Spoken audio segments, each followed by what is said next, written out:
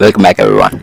So, a lot has happened since last time, and which includes me delivering a freaking baby. Obviously, it was with my seniors around me, and they were watching each and every step, but I did it all by myself, and that was just awesome. And the best part is the baby was really cute and healthy and had a beautiful cry, which was just, it was such a privilege, man, such a privilege. And yeah, I even saved two lives. And I'm not talking about slow and gradual medication, the treatment that you usually give for normal diseases and stuff, although that is equally important and very, very awesome, both of them, right? But still, I'm talking about the emergency one, right?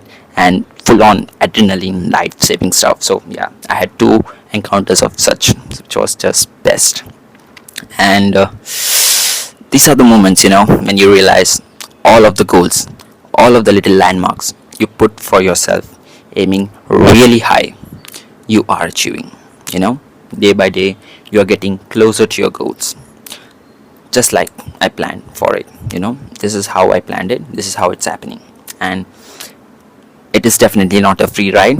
It takes a lot of dedication and sacrifice, and frankly, balls, does. To not just have a target perfectly planned out, but to put in your sweat and blood to make it a reality. To use what you got, no matter how bad the situation is, you remain firm on your targets, and every day you move closer to it, which is exactly what you want to do in order to achieve something big. Do it every single day, right? So yes, it does have downsides. It is filled with sleepless nights, night duties, no time to eat or sleep, no holidays, none of that. And if by chance or by a huge stroke of luck you get any little time off, goes directly into things which are kind of important, like eating, taking shower, preparing meals, washing clothes, the worst. So these are the things. And even then, if you have some time left, it is spent in studying, and that too for the most difficult exam in medicine, aka NEET PG and SET. You guys know doctors are competing, it's tough as fuck, but yeah, it is part of the process. Although this night shifts and everything, sleepless nights, it needs to be changed, and I hope for our future generation it will be changed. But for now, fuck it, bring it on. We'll explore all these topics later down the line in another video. For today, I want to start off with one of my previous achievements, aka relative financial freedom. And I hope from this video you might also get the guidelines and the motivation to do the same for yourself if you wish to do so. So, without any further ado, let's jump right into it. I'm Dr. Amaan Pattikara, currently an intern at Cooper Hospital in Mumbai, and this is how I was able to become financially free, or you can say financially independent, without any income source, no collaterals, nothing to my name, and a shitty CIBIL score, by securing an excellent education loan with everything in it, literally from my rent for my house to personal expenses, and that too from SBI Bank. And most importantly, at the worst period of my life. So, a little backstory. At the end of my first year of MBBS, my parents got divorced, and the situation was so bad that even basic necessities of life like food, shelter, home, everything was gone. To give you a little bit of perspective, a glimpse of what happened, my father essentially kicked me, my mother, and my sister out of our house with zero money in our hands, and basically said, I am not responsible for you at all. Now, you might be shocked, so here's a little bit more context. He lost all our money in gambling. We were already living on rent and basically on borrowed money from other people. At the end times, we didn't even have money for food or even fucking water. We had to boil the tap water and use it for drinking. The environment was extremely toxic. To give you an example for how toxic it was, the day I got admission into MBBS, I went to my father and I hugged him, thinking he would be, proud or something, anything. He didn't even look at me and stood there stone cold. So, yeah, that was tough, and I'm not even sharing the worst part about the toxicities with my family members. Those things I don't want to, because I don't want to even think about those things about my mom and my sister. But yeah, but fine, fuck that. But when it came to paying fees for my college, I had to pay around 1 lakh rupees as tuition fees for my first year of MBBS, which is basically, free in terms of medical college fees. The real fees and the private college fees. I was able to secure such a good one. I literally had to pay like zero. It's 1 lakh. It's like the most easiest thing to do, and it was all because I worked my ass off way beyond my capacity, and I was able to secure a great rank in order to get a MBBS seat in Mumbai, that too a government college, and that too without any fucking reservation or any of those bullshit. But even then, he was not able to even save 1 lakh rupees for me. And in fact, on the last date of paying the fees, he told me he can't do it. And that was an extremely difficult situation to deal with, to say the least. Thankfully, I was able to get that money at the last moment possible. But yes, I was able to get it. And that saved my seat, but I was this close to just losing it all. So, at that point, I understood. Fuck, I am alone. And I have to do some shit to make sure I secure my family. It's not coming from anywhere, it has to be me. So, with nothing left to my name and having no financial backup at all, and having zero knowledge of anything related to banking or any other financial assets, here's how I turned everything around, and within a few months I had a house to my name. And a side note, it was on the 11th floor of a gated community, having more premium feel than where we were living with my dad. So yeah. Secondly, I had achieved a constant flow of money, enough to cover our expenses at that time, and most importantly, peace, happiness and love at my house. And more importantly, it did not depend on asking anyone of anything. It was purely on myself, as my objectives were clear. This shift from where we were living with my father to where we were, where we went, should not be a downgrade in any means, but in fact should be a massive upgrade to our quality of life. We should be completely independent, not having to ask anyone for money. And my family should be safe, very important, and secure, and most importantly, loved. And my education should continue at any cost in order to continue all these things for my family and myself. And surprise, all of these objectives were achieved, and this was all thanks to my education loan.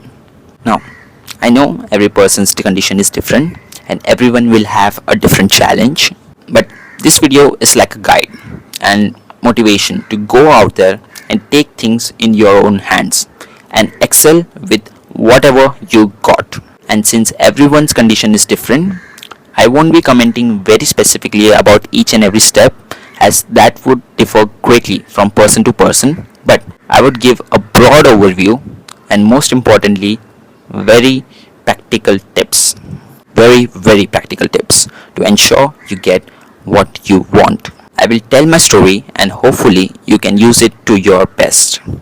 Okay, so before I took such a big step like this is how I planned things. So I am in MBBS, and that was my biggest selling point, as that shows security, best future prospects, and it also shows integrity and hard working, and most importantly trust, all of which are extremely crucial things, while here comes the biggest word, negotiation, for your loan, right? And therefore I would use this point very, very meticulously, right? That is my selling point. I also had a very, very shitty CIBIL score. And for the people who don't know what a CIBIL score is, it basically tells the bank your credibility and trust. So on the one hand, I have an MBBS degree, but I have a very shitty CIBIL score. And this was a dilemma, because if you have a bad CIBIL score, you won't get a loan.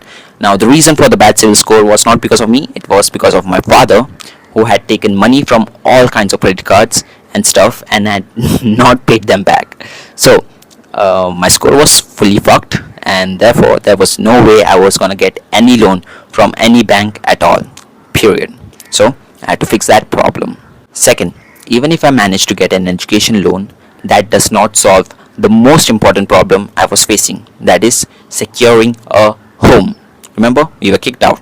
I need a home. So, since education loan does not provide any rent allowances, they only give fees. Therefore, I needed to search for a way in order to get my rent expenses covered in my education loan.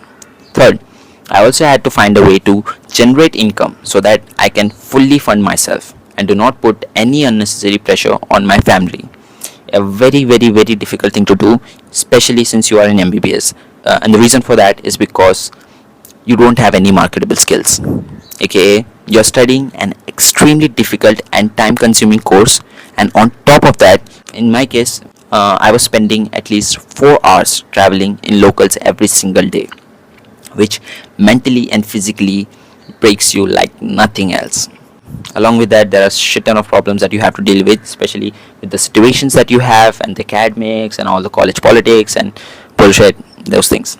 Fourth, I need to make sure I have all the equipments and gadgets necessary to do my studies properly, aka I need an iPad.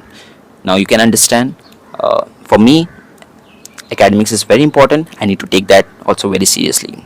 My future depends on it, and therefore it is very important that I take that very seriously and not neglect it. Fifth, I need to do all these things in the most reputed banking service so that my payments do not stop or they are coming on time, and I also need to make sure that I pay the least amount of interest possible. Along with that, find ways to reduce my EMI and interest even more, aka CSIS scheme, which I'll talk about it later. Sixth, since I don't have any money and I don't have any assets, there is no way I can get a big loan amount, and therefore I have to negotiate hard, aka again have balls of steel. So let's break it down one by one. Okay, so if you are in a situation like mine, or even if you just want financial independence, here is how you go about it. First, go to your nearest bank and talk to the bank manager. He's the person you need to look out for. I know it is extremely scary, especially if you don't have any background in finance, but you gotta take that step. Go there and tell him or her your situation and tell them that you would like to take a loan. Now, most of the time, if your condition is genuine and you have the skills and future to back it up, they would be more than happy to help you, as education loan is one of the very important metrics that government keeps an eye on, the growth of the country and everything.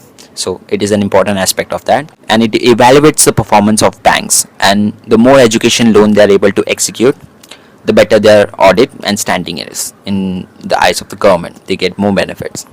Plus, most people are good, and when they see that they are really helping someone out in such crucial times, they do get happy. It does not mean that they would do anything for free or they would have any exceptions made for you regarding any rules, especially if it's SBI. By the book, everything. You have to follow all the rules, especially if you are taking loan from a very conservative and safe bank like SBI.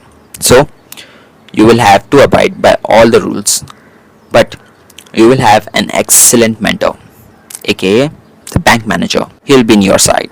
And I do want to mention that the bank manager I had was extremely sweet and empathetic, but he was also very straightforward with no bullshitting around, and everything had to be done by the book, which is great, as you not only get excellent practical experience, but you also understand the way to negotiate and put forth points and gather evidences.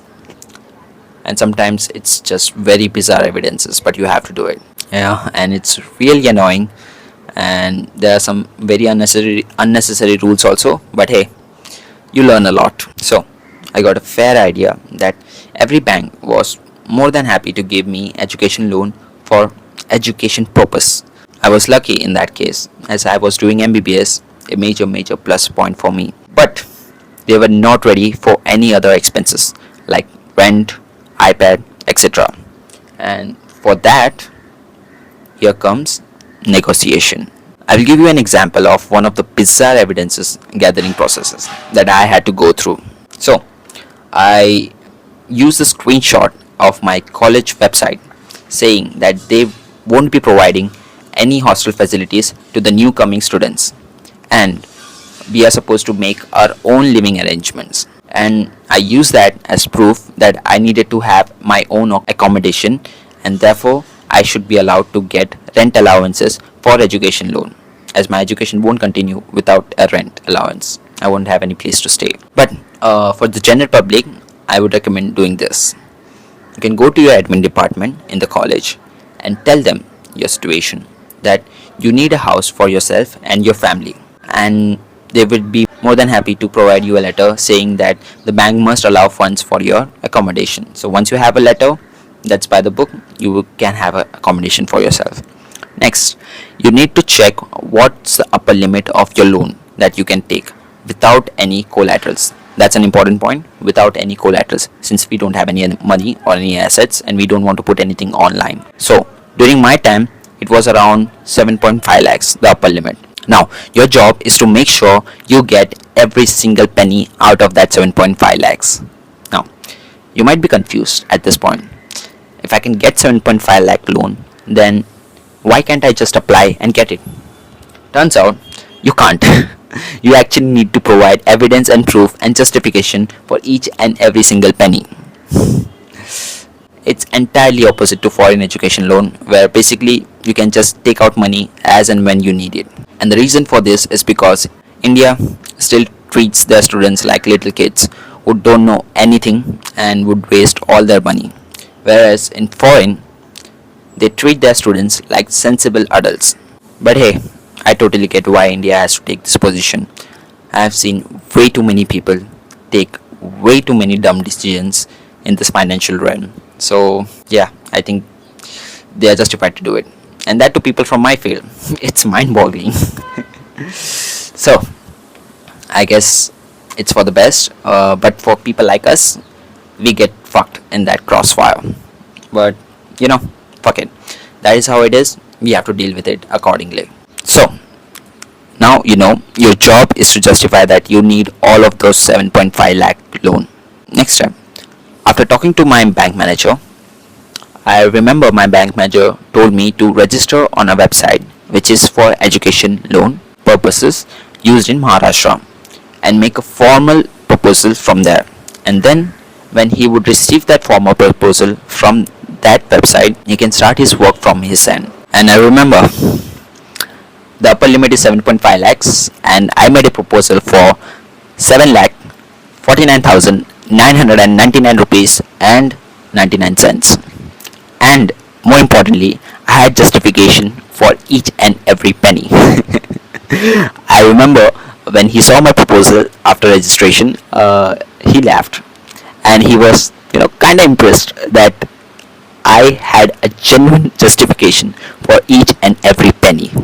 So beautifully sorted, and most importantly, backed by evidence. But then he asked for some more proofs, some hardcore proofs for some things, like for example, for my fee structure, I had to take an official document from the college. For my rent, I literally had to get a house on my name. I had to build up all the new papers, get a new house, all that agent and everything, and all the papers need to be top tier, no second tier bullshit, which I of course did. Basically, I had to put up a lot of expenses upfront, and yes, I later got them back from the bank once they had the proof that I had paid for these expenses beforehand. For example, I had to pay few months rent beforehand on my own. And later, once my loan was approved, the bank disbursed back the money to me that I had spent earlier. And since I spent my money earlier and since I have a house on my name, it is a solid proof that I had a house of my own and I needed to pay rent, and therefore it was fully justified to allow me rent allowances for my education loan. Great. So the next step, in case of SBI, at my point of time, they were allowing money for books and accessories for studies, which I didn't like. I don't wanted any books. I wanted iPad. So negotiation, and I converted that deal into buying an iPad. Plus, I was also able to justify iPods and iPad keyboard. Just a side bonus.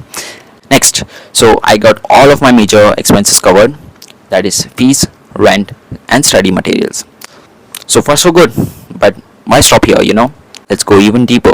It's the best. Now, I know that I was in an extremely horrible situation financially. But instead of complaining, maybe I can use that to my advantage. And I did exactly that. So, I made an income certificate of my family, which initially, was designated to have income as zero, because basically that was the real income that we were having. But when I talked to my CA guy, he was like, dude, don't put zero. I can't make just zero income certificate. So we agreed on 5,000 per month. So I put 5,000 per month as my income, and I put tutoring as a source of my income. So why did I make an income certificate? Now, the reason why I filed for tax and eventually for income certificate was ultimately so that I can apply for CSIS scheme. So what is CSIS scheme? Well, the government pays your simple interest that you accrued during your moratorium period. AKA, I am saving even more money. I have to pay even less. Fuck yeah. Next, since I had that income certificate, I used it to apply for scholarships, and I got approved in them, and basically half of the fees that I was paying was given back to me. So here's the deal. The bank was paying my fees to the college was giving that fees to the government, and the government was returning back half of it to me, and therefore with that the final piece of the puzzle is solved. That is, a constant flow of money for my survival is done. I have money flowing in every single month because of that. Okay, now a very tough point, but something you have to do. As I said before, my CIBIL score was shit, and there were loans all over the place on our credit cards. Unfortunately, there is no way of solving that without actually paying off money upfront, and you have to get that fund for yourself. You see, it's simple, and there is something important you need to understand here. You have to take risk, and you need to know your worth. That doesn't mean, don't be dumb and just be an egotistical asshole, but you need to know your capacity, and you need to know what you are capable of. If I wouldn't have been an MBBS student, if I wouldn't have worked my ass off, if I wouldn't have shown proof that yes, you can trust me, then you don't have the capacity to embark on such a journey. So first, make sure you don't put yourself in delusion and take risk willy-nilly. It's your family and your future on the line. Only extremely thought out and meticulously planned risk has to be taken. I was lucky to have some amazing people around me to help me pay back those loans, because first of all, they were really amazing and kind-hearted people who I wouldn't even expect that they would help me. I'm really grateful for them so much. And for some others, they knew that I would pay them back as soon as possible. Heck, if shit goes sideways, I would pay them back from my scholarship money. As simple as that. No risk taken. But thankfully, that did not happen. So, apart from the angels who were really helpful, who really helped me in my most difficult times, there is one person that really needs to be mentioned, and that's the bank manager. So, remember I told you that I came up with a plan of 7.5 lakhs, but in that case, some of the expenses were not getting covered. And well, he looked at it, and then he made one beautiful contribution. He raised it to 8.5 lakhs. And then I said, wait, if you raise it to 8.5 lakhs, then I will have to pay collateral for that extra money. Then he said, no, you don't really have to, because you have already paid your first year fees, so we'll consider that as collateral. I was like, fuck, this guy's a genius, man. So that is how I got a total loan of around 8.5 lakhs. So every expenses were covered in that. Fucking angel, dude. Okay, so let's put all that aside and let's talk about something which is the most important thing in my whole journey, which is my family. The one thing without which this entire endeavor would have been impossible, for sure, 100%. And let me just show you how strong and courageous and beautiful my three little angels are. And heads up, this is emotional stuff and there's no proper way to express it here on YouTube. It's like it's a script I'm talking to, and there's no authenticity. It feels like not authentic, but I need to get my points across, in a short and crisp manner. So I've written it into my script and would be reading off of it. I know it sounds robotic and stuff, but I don't know other ways to deliver it properly and get my points across. So here it goes. My mom, who is now around 50 years old, did not budge. She saw her children in pain. She directly jumped to jobs. Her body pained. She fainted and also fell a lot, She did not have the capacity at all, but she didn't care. The only thing she could see was her children. She did it in spite of all the odds, in spite of being a housewife her entire life, in spite of knowing nothing about the outside world, in spite of being afraid. She went out there and made sure that there were food on our table. And very importantly, it came purely out of hard work, grit, honesty, and respectful work. She worked in a cake shop. It's just so cute. It's so precious. It was beautiful. I love you, Mama. Very, very, very much. And before I finish this segment, another side note. Mama, being Mama, had saved and kept some money with her for emergency. She did it little by little for years. And guess what? That is the fund that saved us. So, just like always, Mama is there for everything. And I just can't believe how fucking lucky I am to have the best mother in this entire world. Next, my little sister. She wasn't even 18 years old.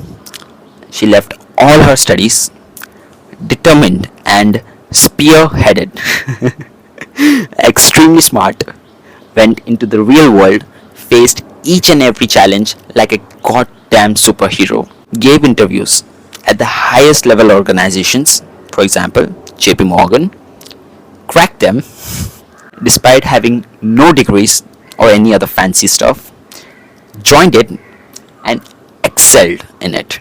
Like, just, think about it. The people that work there come for interviews after extensive work experience and degrees, like even MBAs and stuff. She defeated all of them and got selected. That's how fucking crazy she is.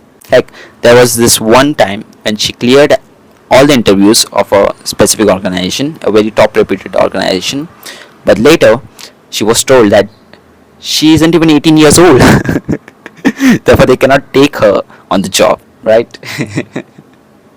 Although they said that her spot is reserved and the moment that she turns 18 she would be accepted. So that's how magical she is. Now for most people, they won't understand how big of an achievement this is. And remember, it wasn't just rosy all the time. She faced rejections, she faced injustice, she cried a lot, but she didn't give a fuck. She excelled. She went out there into the real world and showed them who the fuck she is. It is just unbelievable. Every child dreams that one day they would be able to earn that much money, that they would be able to retire their parents, and they don't have to work anymore, and have enough money and respect that their parents feel extremely proud as well as enjoy life. Well, she is that person in our family, and way more than that. I love you, my little Bikos, very much. My little top G. I couldn't be more prouder for anyone else in this world. Very proud. Next, my little angel, my little dog, my Kuchu, was such a good boy. The bestest boy, the fastest boy, the most precious boy. He held the entire family together in the worst possible time. He gave love unconditionally and had unlimited happiness with him, which he shared all the time with us.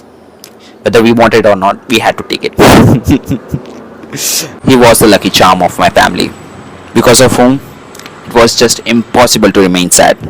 His copper tail, his beautiful smile, and his erratic and absurdly energetic behavior, juxtaposition with his extremely and comically small body, made it impossible to not feel happiness when you are with him. He was the glue that held the entire family together. Unfortunately, in my final year, my little angel passed away soon after my father's death last year. And it was extremely painful to witness that, especially the way it happened, the timing it happened. I lost my most precious gem that day, and there is no way to replace that.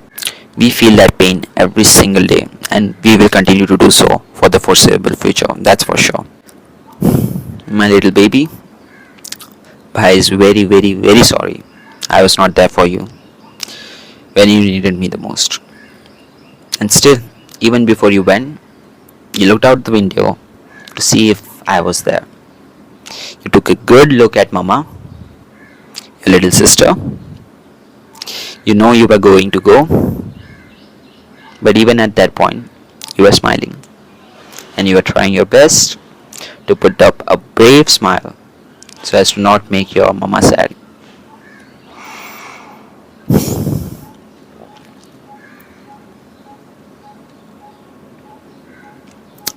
You convulsed in your mother's hand, and then you died.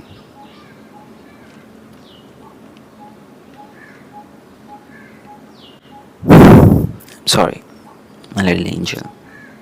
I really wish you wouldn't have gone away. I'm sorry, my little bitchy. I love you, and always will, forever. Sorry, baby.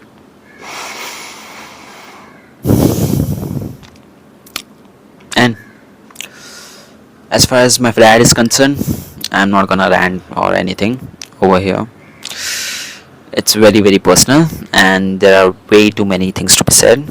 But ultimately, Dad, you're gone now, and you're never gonna return.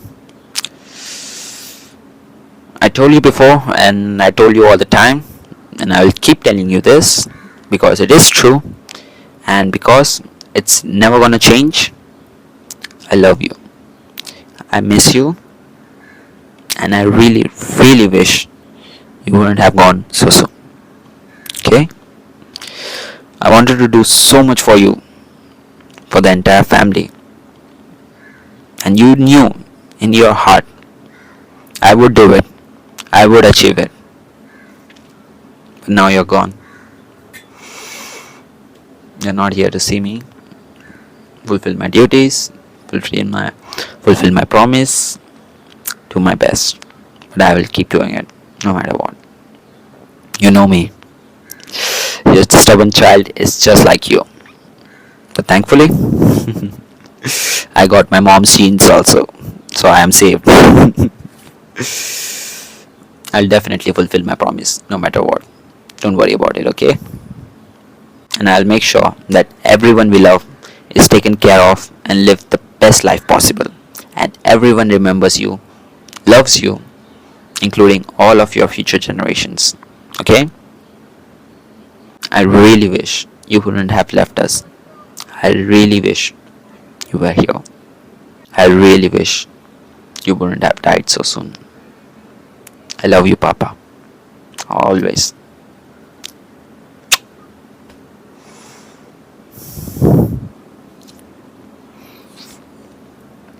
And at last, but not least, I have to mention this to a person who was like the best blessing one can ever receive.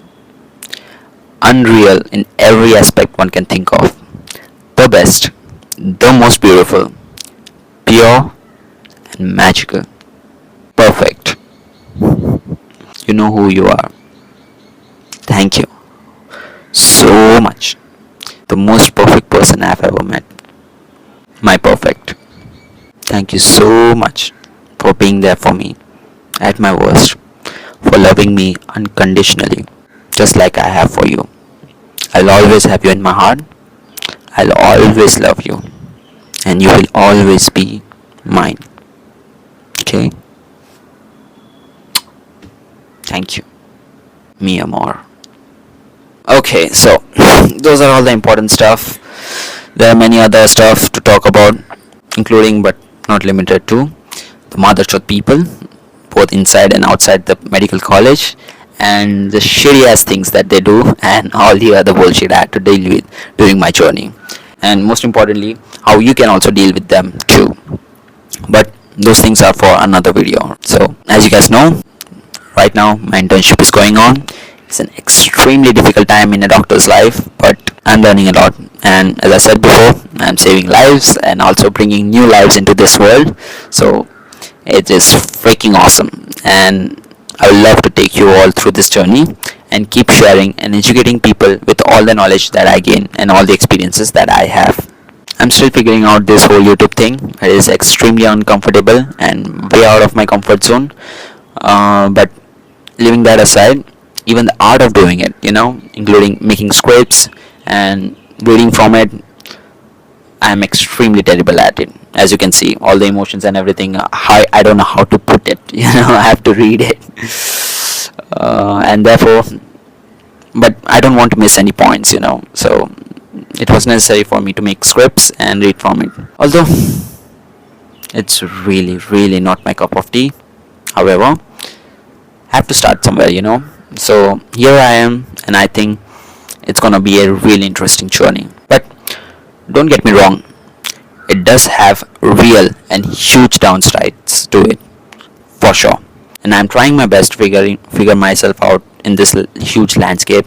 And the fact that I'm a mortal human being with sometimes too much balls and bullshit behaviors, I do make things more difficult for myself. I am human, I have flaws, and I am working on it. And I know no one can ever be perfect except for some very, very few select people. But I can try to be better every single day. So, fuck it. I am me, and every day I can grow. Okay, so one more important thing. I'm also going to be changing my channel's name after the release of my next video, and will be coming with a lot of great and really practically useful content over the coming videos, especially for the medical people. So stay tuned for that, and hopefully this video was informative and useful for you all. I hope it helped you in some way or the other. So until next video, bye bye.